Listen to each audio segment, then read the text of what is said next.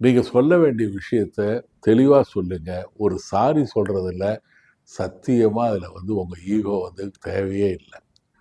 ரெண்டாவது, எங்கே நீங்கள் என்னன்னா லிசனிங் ஹியரிங்னு ஒன்று சொல்லுவாங்க.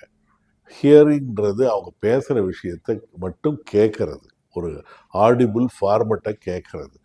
லிசனிங்னா அந்த என்ன பேசுகிறாங்கன்றத புரிஞ்சுக்கிறது. நம்ம நமக்கு ஒரு வாயும் 2 காது இருக்கு. கொஞ்சம் அதிகமாக கேளுங்க.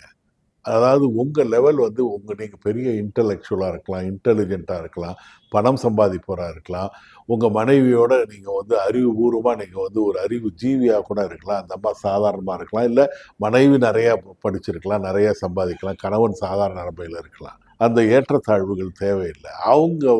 அவங்க மூலமாக புரிஞ்சுங்க. உங்கள் ஆஃபீஸில் நீங்கள் இன்னொரு லேடியோ இன்னொருத்தரோ அதே மாதிரி ஸ்மார்ட்டாக இந்த மாதிரி ஸ்மார்ட்டாக இருக்காங்களே, நம்ம ஒய்ஃபோ நம்ம ஹஸ்பண்டோ இப்படி ஸ்மார்ட்டாக இருக்கக்கூடாதான்னு அனாவசியமான கம்பேரிட்டிவ் ஆட்டிடியூடில் இருக்காதீங்க.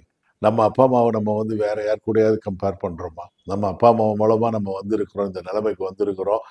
ஐ டிசர்வ் மோர்ன்றதை விட I have more then what I deserve நம்ம ஒரு பெருமைப்படல.